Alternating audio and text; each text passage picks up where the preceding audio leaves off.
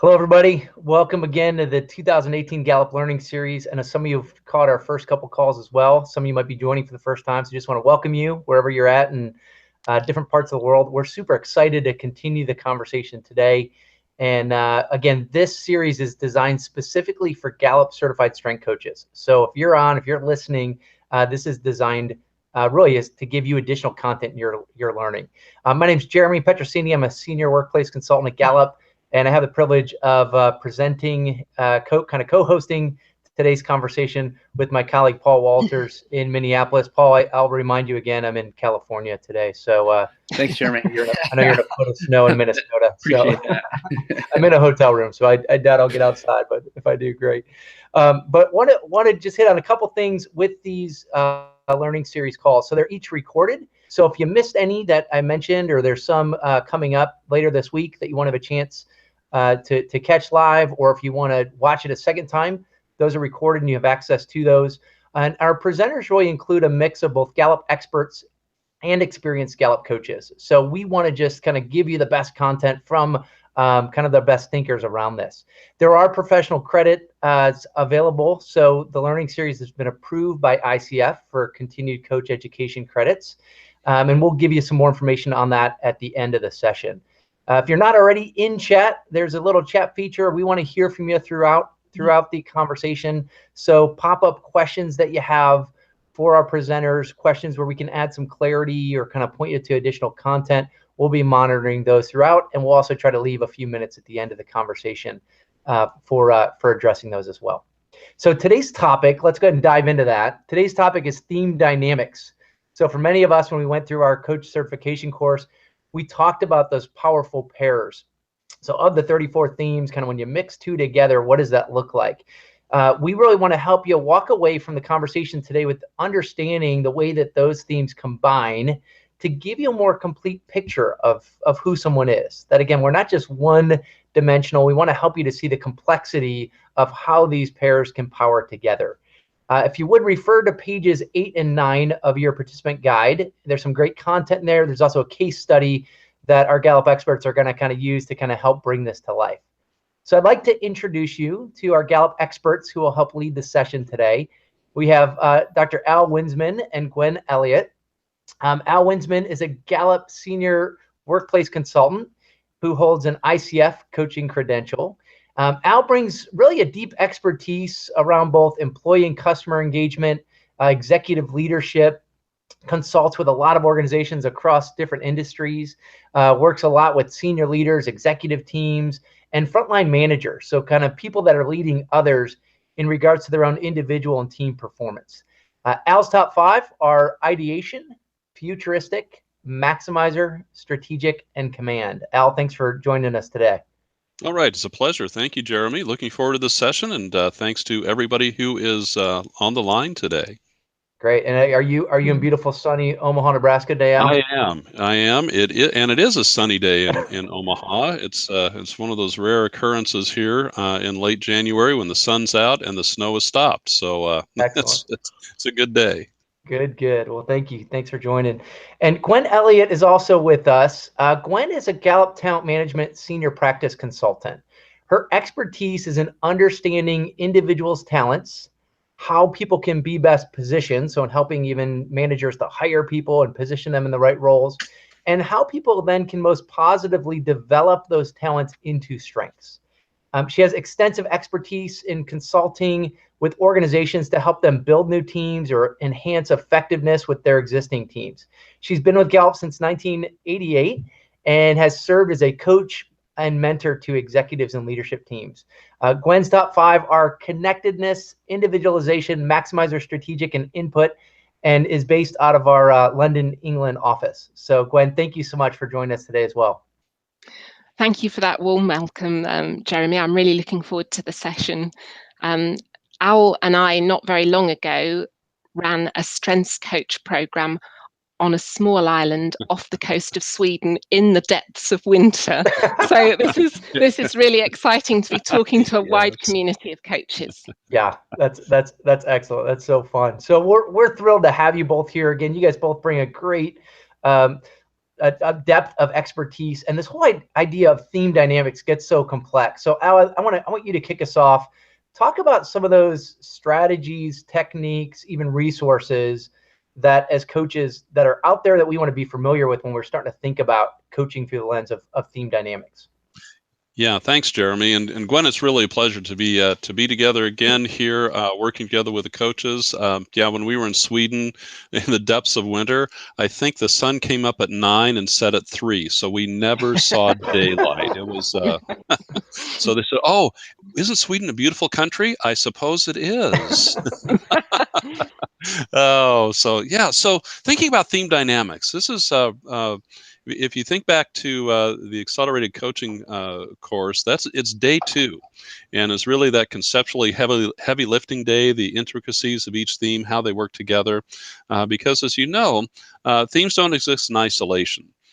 They all modify each other, and we really need to look at how they work together. So in coaching, how can we help our clients do that? How can we help them understand that? What are some resources we have available to us? Because there's a lot we have available to us. So one of the first things I do when I take a look at a client's strengths profile is start looking at the pairings and how they might line up, particularly in the top 5, top 6 in their dominant talents.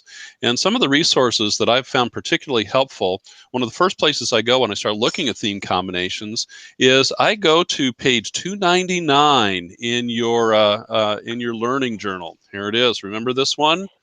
There it is. It's the statistically likely and unlikely pairs. Everybody with analytical in their top 10 has that memorized now. Exactly. And as well you should, because this is so incredibly useful. So yeah, so I look at this one because I don't have analytical in my top 10, so I need help. I need a table. And this tells me what are some things that I might see together and what are some pairs that I might not see together. And particularly, I'm looking for the things that don't typically show up together because this tells me something. And one of the things that I lead with a client is, how are you unique? And if I see some statistically unlikely pairings in their dominant talents, this tells me that there's some uniqueness here that we can focus on, and I want to know more about it. And just ask, how do these work together for you, and how do you see them? So these are places where I start. I look at this. Then another great resource that you've got is your Paired Up book. Don't forget Paired Up. I know this is one of the favorite resources we've got in coaching, is really taking a look at in those 140 characters or less before Twitter expanded to 280 characters. The resource guide that our friend Kurt Liesfeld developed for us around looking at each of the 561 theme pairings. This gives you a sense then of how they might show up together. So I look at that. I look at the things that might show up. Also, too, you want to look at your theme insight cards and pull those together, because you've got some, that's your Cliff's Notes version. Again, I've got this pulled up on my digital kit here for Achiever, and taking a look at those and what you might use, where you might pull some insights from as you pull these together. Another place to look when you start to look at theme dynamics are your Mastery Monday blog posts, the strength coaching blog. 2017, I looked at all 34 themes and how they compare and contrast with 3 others. And that exercise for me was really helpful to get clear about the similarities and differences between themes. All of these things together, these are some of the resources you've got as you start preparing for coaching. Gwen, let me kick things over to you. What are some insights that you've got? What are techniques you use? Because I know you have a lot of experience with looking at theme dynamics and helping people understand how they work together. Thanks, Al. I get excited looking at people's theme dynamics, because I think you were talking about when there is an unusual pairing and you think, gosh, this is quite unique, and it's exciting to share with someone that this is something we don't see very often. I also think if a person has a number of strengths in a particular area, you can say to them, you might have a superpower here. Let's see how these different strengths play into each other. And it can similarly be really exciting as you see how those different elements add richness and depth and power and edge, and really exploring with the person how they use those strengths.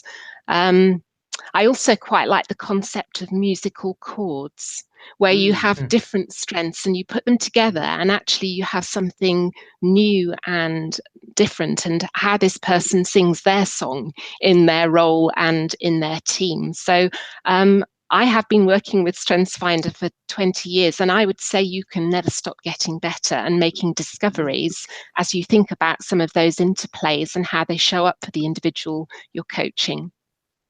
Gwen, I love that too, because I think, at least, and we were talking about this on one of the earlier sessions, when you're giving coaching feedback to somebody, they're just trying to make sense of these 5 individual words. And when you begin to not only see, Kathy was talking about, when you go, this is so unique for who you are, they may have not seen themselves that way, but especially when you start seeing the dynamics. And I think this is the value of what you see as a coach, and with 20 years experience, is not something they're going to naturally see. So looking for that kind of dynamics and sharing with them, I love it. Kind of, here's your secret power. If I'm the client, I go, tell me more, and can I pay you more? Can I pay you for another session? But helping see those unique insights. I love the way you're saying that. So thank you. Yeah. Yeah, it's and you start looking at the way the themes are put together, and this is where we start thinking about theme dynamics. This is, I think, where the concept that we think back to of self-awareness, self-expression, and self-regulation comes into play. Yep. And I really think theme dynamics is part of that self-regulation, because it's how do we then put them together and how they work. Because when we look at some pairing, sometimes we look at themes dynamics. There are themes, when they're paired together, they tend to sharpen or accelerate each other. So, for example, if you have that pairing of achiever, which is get it done, check it off the list, stamina for working hard, how much can I accomplish? When that's paired with activator, that really sharpens and accelerates each other, because activators, when can we get started, that drive to start, whereas achievers, the drive to complete. And so when you put achiever and activator together, you really have this powerful drive to begin, but not only that, to get things done. And so it tends to sharpen or accelerate each other. And another thing I found too with these is there are some themes that, when we talk about self-regulation, tend to soften the edges. So, for example, a combination of command and relator. And we put those together. Command is that there's kind of that emotional clarity that comes with command, the take charge, tell it like it is. But relator is that sense of being authentic. The relationships matter, the genuineness of it. And so command and relator together, relator can soften the edges of command, and because command needs others to lead. There's that others component to it. The relator lends a real authenticity and trustability factor to command. So that together, it's a very powerful combination to soften the sharp edges of command, and really to make command much more influential when you add that relator combination. That's great. Yeah, again, kind of thinking about that, Al, and you said this too, Gwen, might be unique in each person, but looking for those kind of, does one theme bring more of an edge, but the other kind of strengthens it or softens it, or there are kind of those combinations, like you said, activator, achiever, that dual intensity almost kind of even makes it more profound. So that's great. Yeah. So Gwen, I was just going to ask. So, what are some of the other things that you see, and maybe what are some of the questions that you ask in your coaching? Well, I guess sometimes if you were to take a strength like learner, so you've got somebody who enjoys being in learning mode and quite likes change because of all the learning opportunities it provides. But when you look at their other strengths, it gives you a clue as to what they're going to want to learn about. So thinking about how a particular strength might link up and be applied, I suppose, in that person's life. So I find that pretty interesting. And if you take a strength like maximizer, so if that's about wanting to enhance, optimize, improve, if you start putting maximizer with consistency or discipline, you've got somebody who can really look at a process and see how to continually improve it and build efficiency. Whereas if you have maximizer and individualization, you've got somebody who's got that filter in their head where they can just spot other people's talents and potentials and how to help them be the best they could be. So I find it really interesting to see how one individual's strength, of course, none of them exist on their own, but you can see how they're going to find expression as you look at the other strengths the person might have. And you asked me about questions. Early in a coaching session, particularly if it's my first coaching session with someone, I ask them to tell me a little bit about themselves and the role that they're in.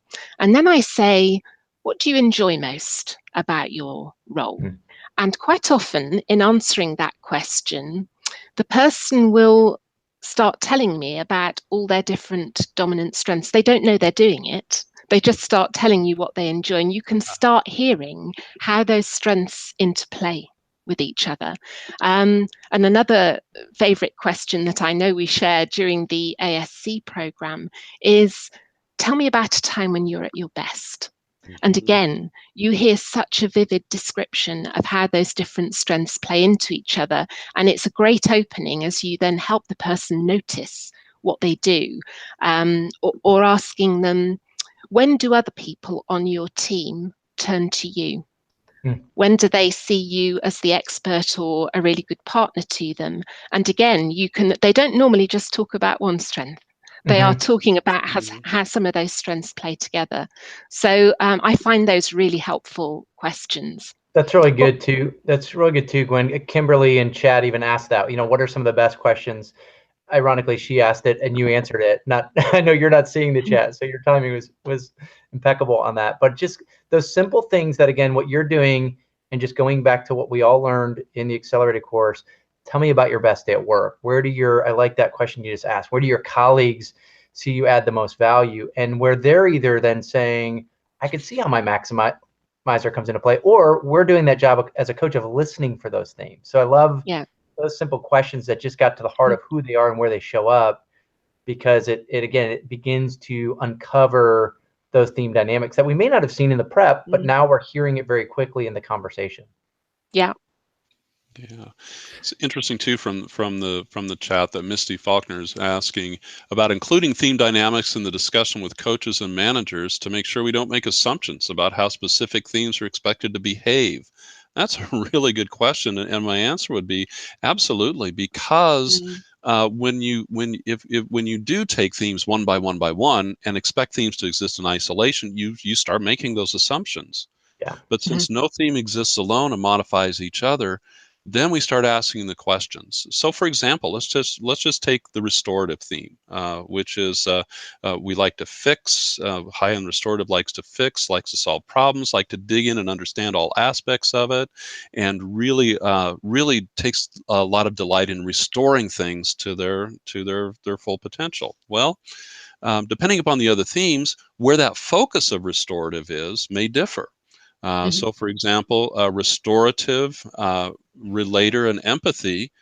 Well, that fixing is going to tend to be a lot about people. If it's restorative or strategic and analytical, it might be systems and processes. So really, it's really asking the individual. You come into it and you take a look at it with these themes. I think I may have some ideas or some theories to test out, but I'm going to hold off on making any assumptions until I do my inquiry, and ask what. So if you're high in restorative, do you find yourself when you start thinking about fixing, what is it that you most like to restore? What really excites you? Is it people problems? Is it systems and processes? Is it broken things? And other themes will help you start understanding that. But it's always about asking the questions to that individual. Yeah, with that too, Al, and I'd love to hear from both of you guys on this. There was another question in chat that kind of played into that. So where you're talking about, is it more people oriented versus process oriented? I think this is where for us using the construct of domains comes into play as well. For a lot of coaches, we color code, somebody's top 5 or top 10. Jim Subble asked the question in chat. He said, I'd love to hear from both of you around ideas for coaching clients who have most or all of their top 5 in one particular domain. So are there other pieces that come into play, looking at the dynamics when those themes kind of fit in one specific domain? Yeah, I can think of an example of a very senior leader I coached, and his top 5, he had strategic, he had deliberative, which in some ways I think is a thinking strength. He had analytical, context, and focus. And actually, as I started exploring with him those strengths, and the one that he claimed first and with most pride was the strategic.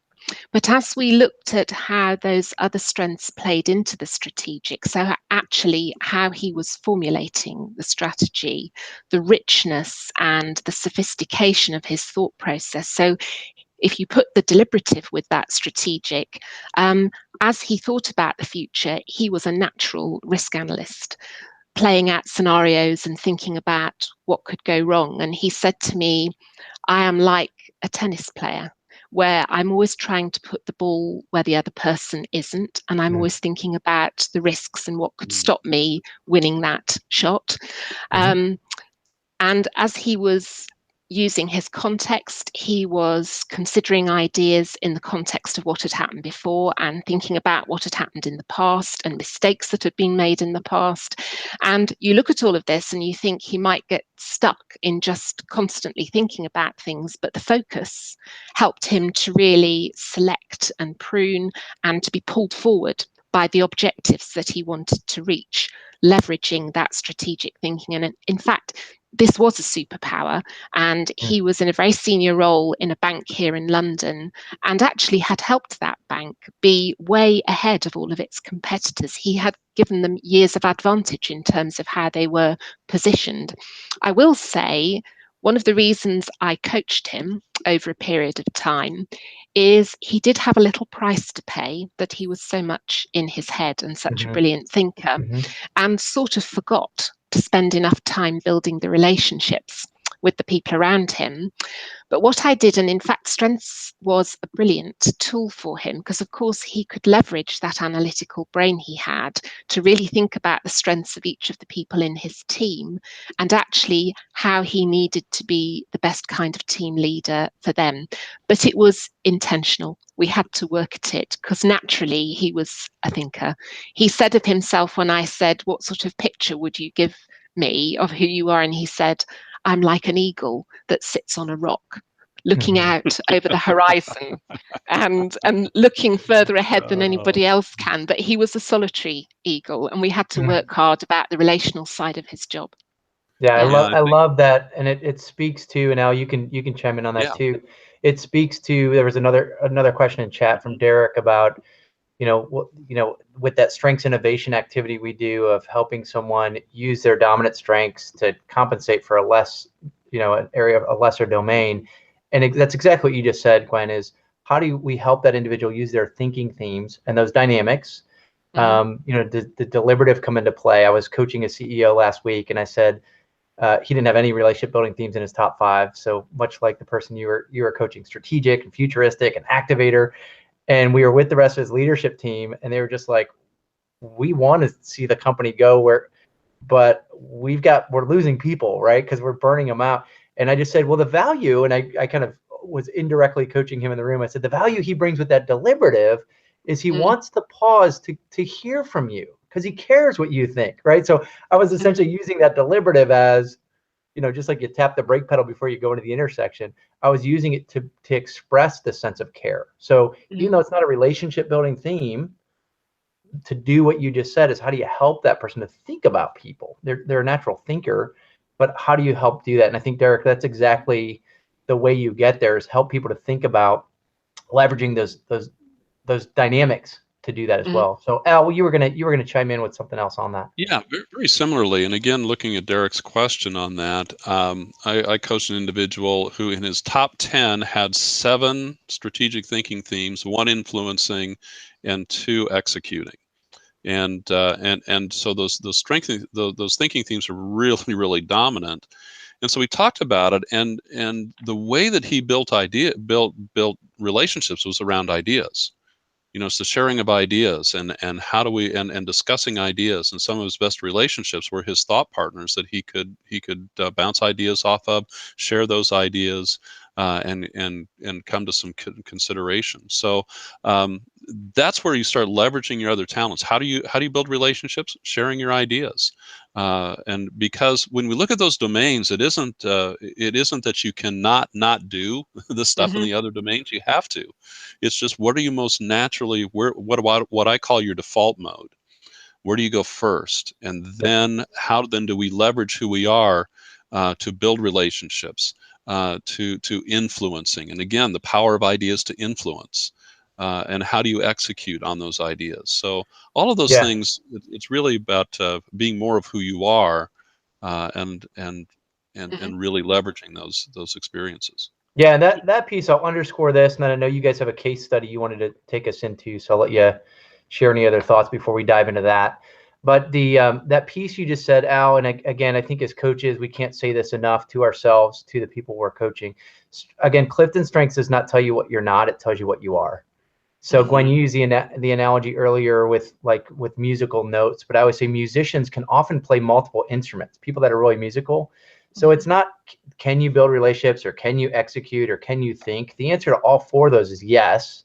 But what Clifton Strengths does is sorts to which do you get the most energy from. So even if I don't have any relationship building themes in my top 15, I can still build relationships.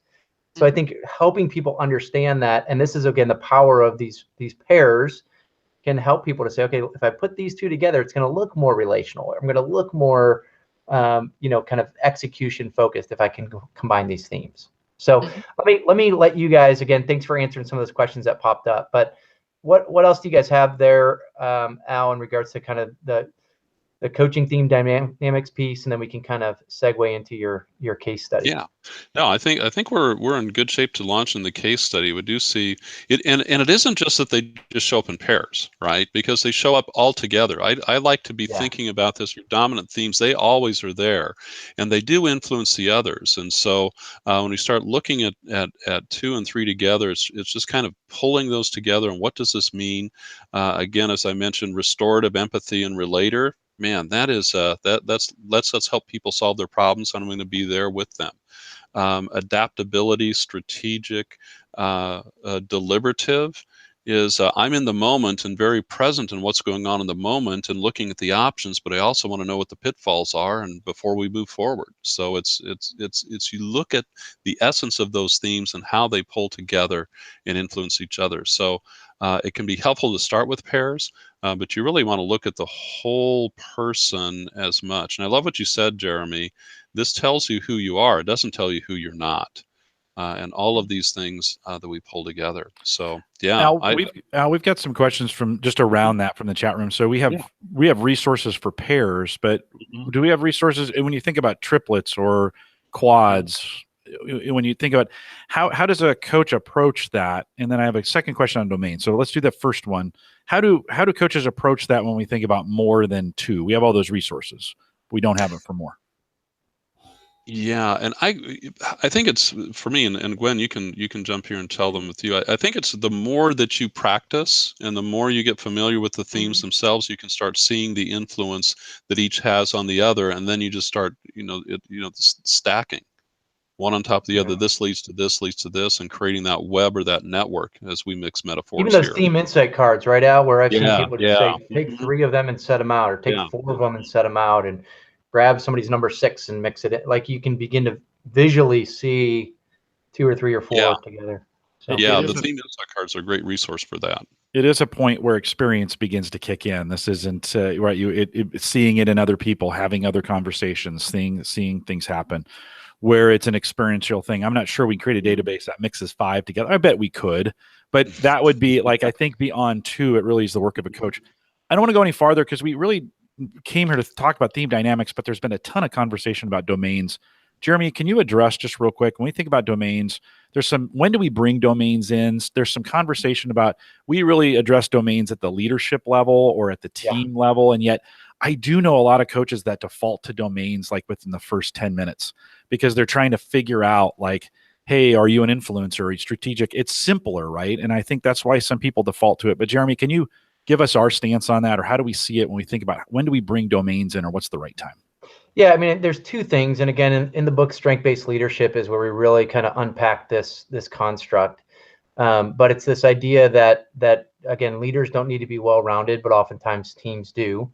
And so that's where if I begin to go, Gwen brings more from a relationship building perspective, and Al's bringing more strategic thinking, and it's that idea of saying, where do we all play together? I think, and again, Gwen and Al, you guys can speak to this as we continue into the case study.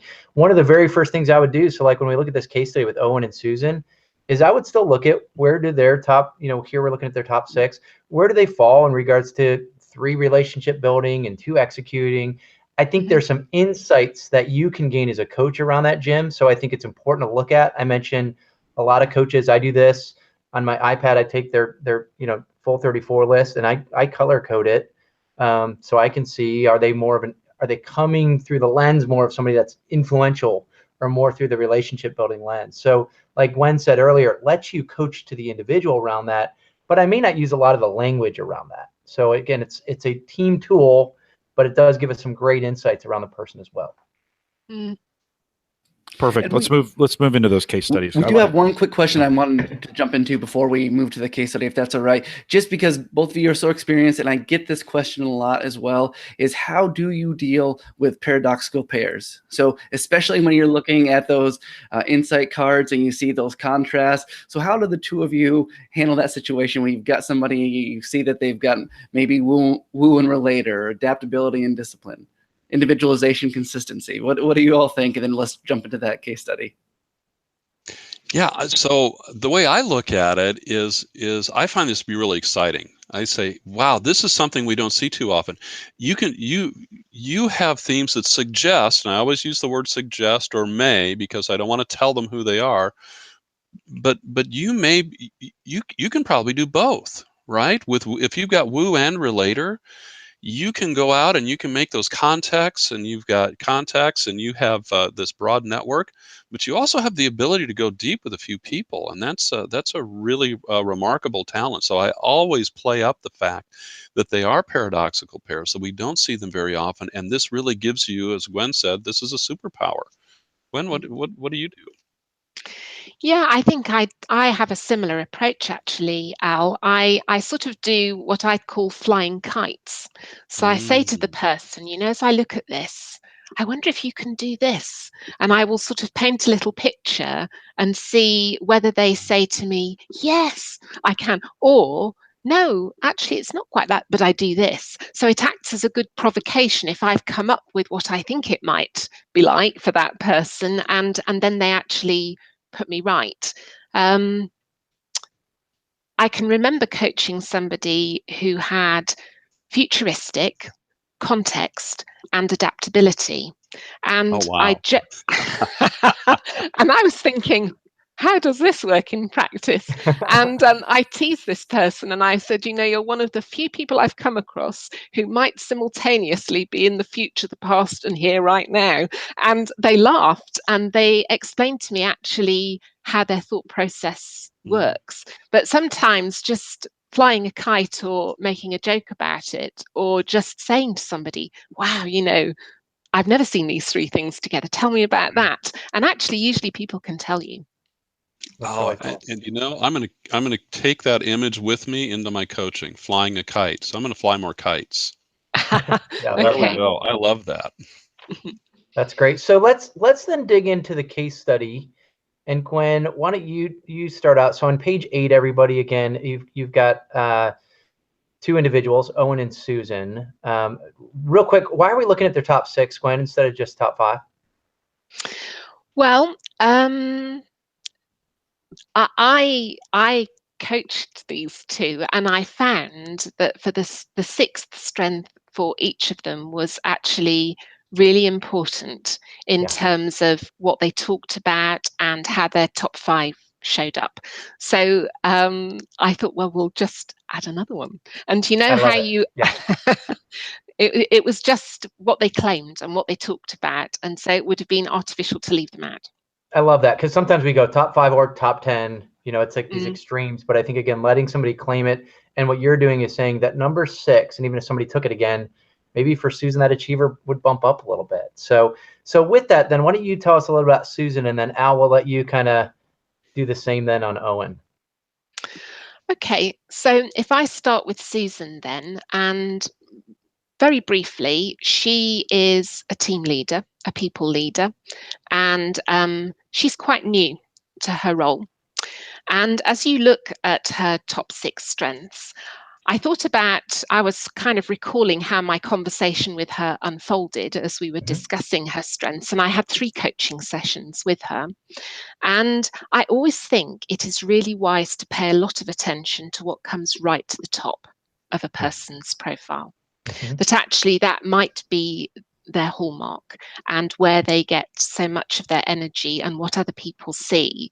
So in thinking about the theme dynamics for her, I'm going to start with that learner. And of course, learner is about liking to be in an environment where there's change. And she was pretty excited about leading change. She quite liked being at the start of projects because there were lots of learning opportunities and she had to learn fast. And she also knew and could explain to me that her credibility rested quite a bit on the fact that she had some knowledge and some expertise in some particular areas. So then if you start thinking about, so what does it mean that she has strategic to go with that learner? She was able to consider what she needed to be learning about in order to be ready for what the future might hold. And actually, as a team leader, she could prompt the people around her to be thinking about that too. So what do we need to be ready for? And also that readiness to embrace new information and to always be in learning mode meant that she could generate a wider range of options in actually thinking about what the future was going to hold for the team and helping people better visualize what alternatives were available to them. So that was a really interesting interplay between her learner and strategic. Now, you can imagine for me, I have connectedness number 1. So there were all sorts of things we talked about with learner and connectedness. So not only can she help people think ahead about what they need to be learning, and bearing in mind she's a team leader, she could for herself see how her different areas of expertise, things that she had learned in different roles that she'd had in the past, actually fitted together, what the dependencies and the synergies were. And as she was working with her team, she could help them to see how their different areas of expertise might link up, how they might pool the discoveries that they were making separately. And she orchestrated some shared learning activities for them, and it sparked some new learning for all the people concerned. So really seeing that connectedness and learner and playing again with the strategic. So what are we differently learning? What are the interplays? What can we learn from each other? And how is this equipping us for what we need to be doing in the future? And then very interestingly, so we're talking there just about thinking strengths, but that learner really played into her individualization. So you can see it really. She had a natural, can't help it capacity to read people when she was with them. She was very perceptive and insightful, but it prompted her to learn more about each of those individuals. And I said she was a new team leader, so it was so powerful as she was thinking about all those different players that she had in the team. And it was great to help her see how that learner actually added so much power to what is a relationship strength. And I guess the last interplay that we were really aware of, for her, there was a big interplay between learner and achiever. So when she was learning new things, it felt like an achievement. And she was very encouraging of the team around her. So when they were learning new things, she was very appreciative and encouraging and affirming of that. So that learner was a really integrating strength for her, as we thought how the other things played into it. Yeah, I love the technique there, because again, if learner came out as key for her, you're now just kind of, and I use that word interplay. How does this play with this? How does this play with this? And even that piece as a manager, learner achiever, it's not I want to learn about you so you can get more done. She's actually understanding great managers know their team. And so I am achieving as I'm learning about you, which is fantastic. That's great. So Al, what about Owen? Give us a little bit of your, introduction analysis of Owen through the lens of his top 6. So here's Owen, and I'm approaching this as a new coach for Owen. I've not coached Owen before, but I've been asked to come in and be part of Gwen's team, her coaching team for Susan's team, and Owen is a member of Susan's team. So as I look at Owen's top 5 here, and again following Gwen's lead here, which I think is on target, starting with number 1. Don Clifton used to say, your number 1 theme is a lifetime's worth of work. So and it's number 1 for a reason. So let's start with number 1, which is ideation. He's got ideation, input, analytical, responsibility, learner, and relator. And so this goes back to something we talked about a little earlier in this session. He's got 4 of his top 5 are strategic thinking themes: ideation, input, analytical, and learner. Then he's got responsibility and executing theme. And then number 6, relator, is relationship building theme. So Owen's ideation, again, it's the newness, it's novelty, it's asking what if, it's creativity. The hallmarks of ideation are creativity, complexity, and connectivity, and how all that plays together, being creative, enjoying and exploring complexity. And then it's also seeing the connection between seemingly disparate phenomena to be able to see the connections where other people may not. But then the input, which is that tell me more, collecting, practicality of it. And when you pair ideation and input, I've got great ideas, but there's this also drive to make them practical, which is the input piece, the practicality of input. It needs to be useful. And so how can I make these ideas useful? But then we have analytical, which again, like input, is a very questioning theme, which is prove it to me, what's the data tell us, is this sound? So when you pair ideation and analytical, you get great ideas, but then there is the process of analyzing the ideas to see what's there to back them up, where's the data, what can happen. All of this in the top 3 going on. Owen lives a lot of his time in his head, which would be kind of one of the things I'd want to explore. A lot of energy from processing things internally. But then he's got his responsibility, and that responsibility piece is the dependability of it.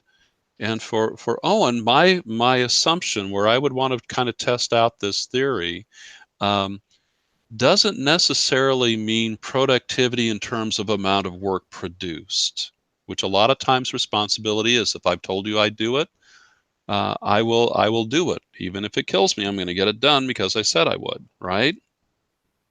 But with these 3 thinking themes, and particularly ideation involved with it, the responsibility is I have a responsibility to those I work with to produce sound ideas, that my thinking is sound, that it's well thought through. So I'm going to take my time because I have a responsibility to make sure that it's right. And then ideation and relator. I'm going to be authentic. I'm going to be real. My ideas may produce a lot of things, but also too, in relationship is when I get my best thinking. So all of these things are going on with Owen. As you look at Owen, my sense is, in terms of what he does, he may be more private. He may tend to be less talkative in sharing his ideas. And he may get things done a little bit slower, but the quality of what he produces is probably very high. And so those are some of the things, as I look at his themes as going into this, and thinking about Owen, what might be going on here as I look at this combination. And particularly I see, number 6, that relator theme can be a very, very important one to leverage for Owen's relationships and what he expects from his team and also from his team leader. Yeah, what's cool with that too, Al, is again that one dynamic, and Gwen, like you said, looking just beyond a top 5 sometimes. Mhm. Owen might be private and gets jazzed when he gets to just dig into stuff and the whiteboard and the data, but the reality is he can also be a great thought partner, and that relator piece is the partnership piece. Yeah. So Indeed. it's something for somebody else. So talk about then those two together. So Gwen, when you think about how these two individuals work together, talk a little bit about that and then some of the insights that you guys saw or would see with trying to coach these two individuals. Thanks, Jeremy. Well, actually, a little bit more context. Yeah. So Susan was the team leader of this research facility, life sciences research facility, and Owen was the head of the R&D team. And actually, they were very successful, and the business was expanding, and they needed to increase the R&D team, double the headcount. And it was really interesting to see how these two worked together powerfully on the planning of that, and particularly on the recruitment of some new people. And it sparked a reorganization. So people who were already in the team were being repositioned into new roles. And it was really interesting to hear again Al describe those strengths that Owen brings. And of course, the interplay between their two areas of strength. The relator was really important with Owen because as you look at Susan's strengths, she has relator 3, she has individualization, she has connectedness, and she has a real need to build rapport with her team members. And without that relator, she would have found it quite difficult. He could have been quite a closed person to her. And indeed, he needed to check out what she was like. He needed to ask some questions and find out whether he could really trust her before he let his guard down. But actually, there was a really powerful relationship that evolved between the two of them. And Al was saying that there's a quality to his thinking. When you look at that analytical and you think about the input, those can slow you up a little bit, actually, as you're wanting to check things out and do your research and ask searching questions. But he slowed her up in some really good ways because she could tend to race ahead with her strategic and achiever. And actually, he asked her some important questions. And in particular, when they were interviewing people to join the team, she was quite gut feel instinctive with that individualization. She could get a rapid read. And it was he who really wanted to learn more about the individuals. And she lapsed into being a bit like a chess player. So sat on her own thinking, well, I'm going to move so-and-so here and the other person there, and forgetting to ask them what they wanted. And actually, he improved the whole process by getting her to think about the questions they should explore with people, really thinking it through, involving people in the thought process. And it worked just a ton better that the two of them were getting their strengths together. I'm sure Al could tell you about some of the key interplays as you look at the two sets of strengths. Yeah, that's really good. And I think the key that you mentioned was trust. Building trust. And again, with both of them with high relator dominant for them, trust is important, but trust is a little harder to come by. It takes a while to build that trust. And particularly with Owen, with his thinking themes that are part of that, with the analytical input and ideation around relator, that trust comes a little slower because, as you said, he's got questions. He's got questions. But once those questions are answered, then he trusts. If he can get the answers that he's looking for, his analytical, and starts to seeing that Susan is indeed trustworthy as a leader, then I'm going to open up. And that's where I think Susan, when you look at her relator connectedness and individualization, if it would have just been so if we look at this, if it would just been Susan's relator that we were looking at here, I think the process would have been much slower if Susan had not had connectedness and individualization. Because I think for Susan, what that did for her is lend her to open and want to create trust and do the things and understand. Her individualization instinctively understood for Owen, what he needed for him to trust her. And that sense made it really, I think, and you can tell me if your insights are what I'm seeing here, if I'm seeing things right, speeded up the process of trust, because she was going to, whether consciously or not, had a commitment to being trustworthy. Yeah, and I think she made the effort to learn about him with that learner and individualization. And she could really help him see how important he was to the rest of the team. She had this real drive to build a bond with him, and also to help him see how some of his relationships with other stakeholders in the organization, how she could act as a link person for him, and make it so that he could get other people coming into the team who would really add the value that he needed.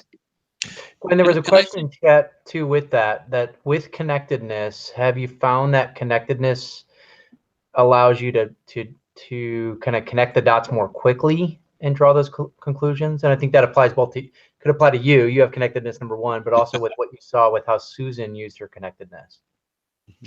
Yeah, I saw her using it in some really interesting ways. So they had to interview people, and between them, they actually worked out a really good process. So she was quite instinctive and gut feel. He was more careful.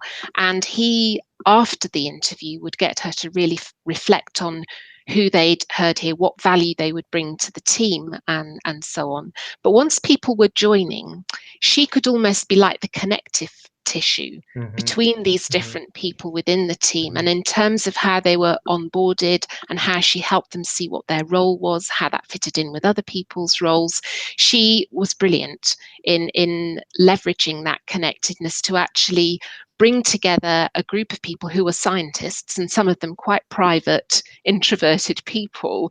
And she was key actually in building that togetherness and that sense of team, especially as there'd been quite a bit of turbulence with the reorganization. Yeah, what Sue asked in chat too, Gwen, what was the purpose of the coaching? I know you said you had 3 coaching sessions with Susan. What were you hired to do, or why were you brought into the picture? We were brought into the picture because they wanted to, I touched on it just a moment ago, really. So the people we were working with were all senior scientists and very conscientious, very interested in the work they were doing. But some of them were not real naturals at building relationships. And it was a good team. They were operating, but how can we actually build those relationships to take it to the next level, to improve our outcome of our research? Okay. Yeah. And I think too, as I look at Owen here, and why, and going back to trust and creating that trust and the bond, and you talked about how they created a great team. Owen, with his analytical and input and responsibility, would tend to have a lot of questions of caution, right? Yeah. Have we thought about this? Have we thought about that? And unless he trusted Susan enough, unless they built that relationship, he might be very likely just to keep those to himself. And because I'm not sure, if how this is going to be regarded. I'm not sure if my input is valued.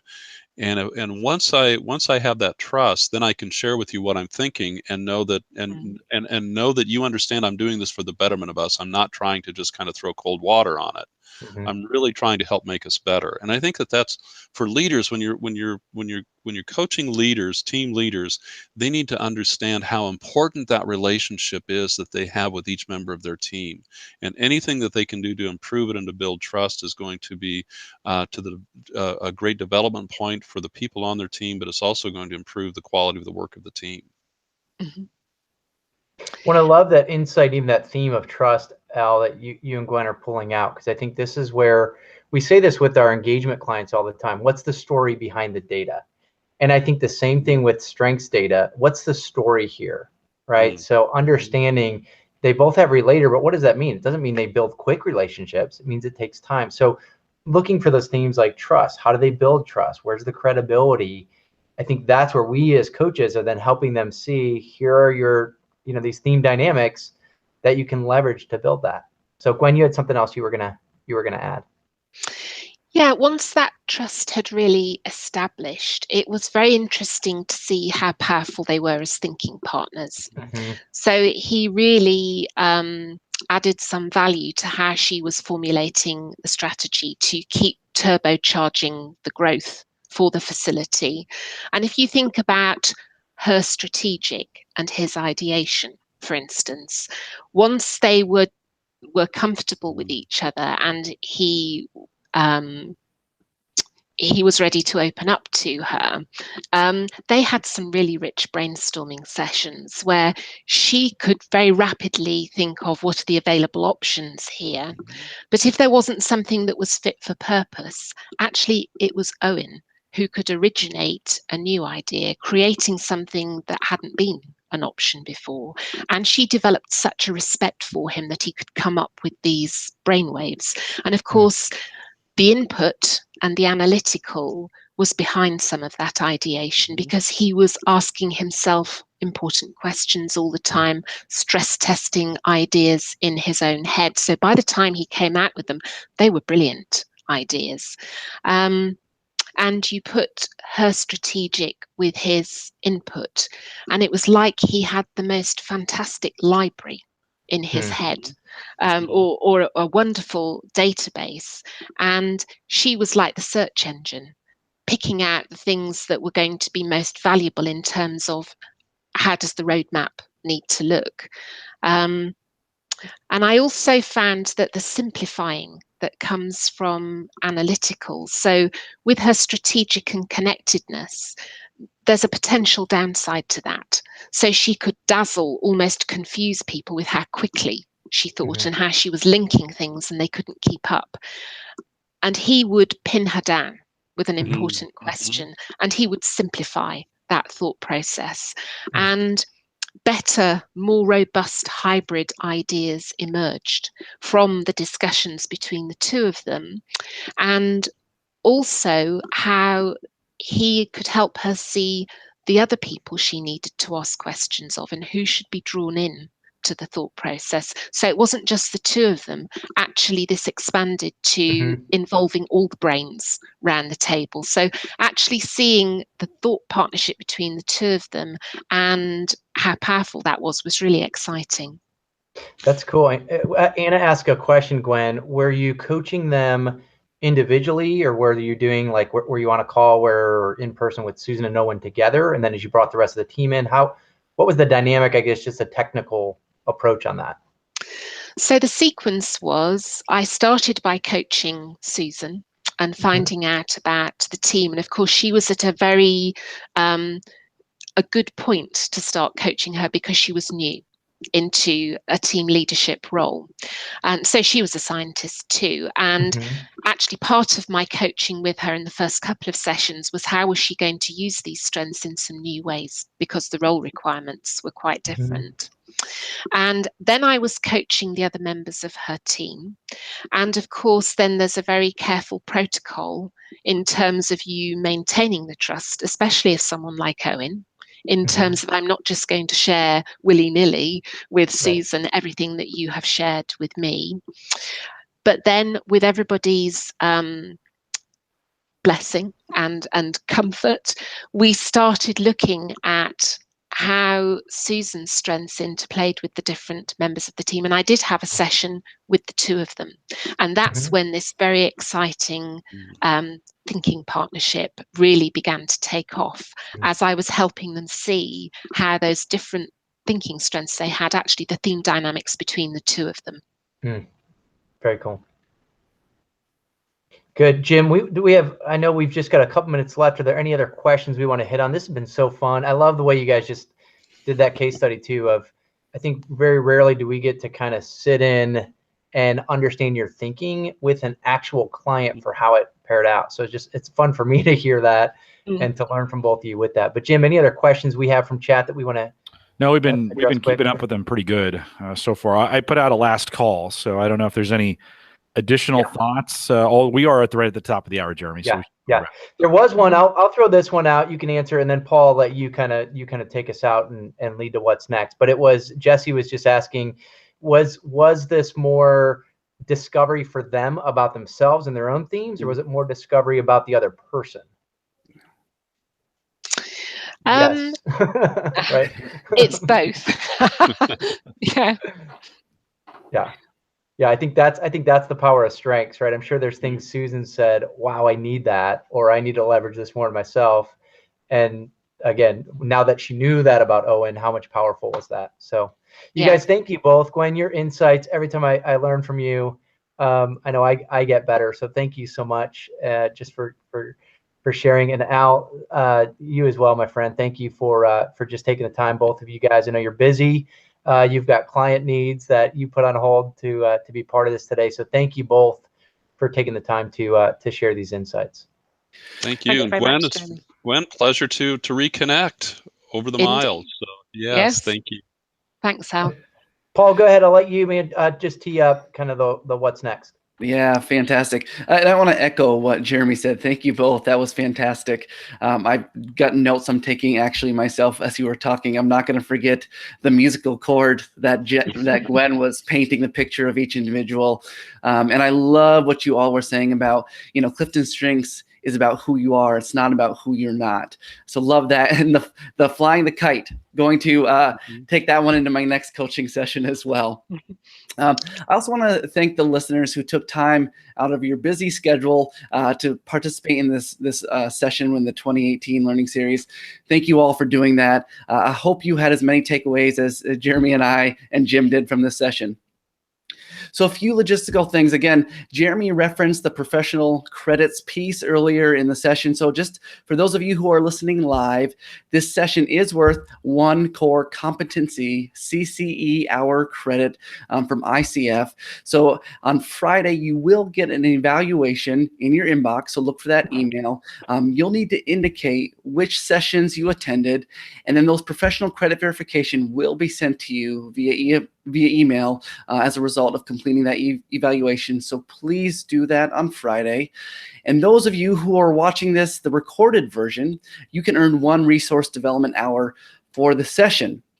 So looking ahead to our next session, which will be today, for those of you in the US at 8 p.m. Central Standard Time, 9 p.m. Eastern Standard Time. This is these evening sessions that we have are great when we get people from the US to join, but particularly because we pull in people from India, Australia, and other places around the world. So hope all of you are able to join us then. We've got a great person joining us. We have Mara Hoogerhouse, who's going to be talking about new team activities for your coaching toolbox.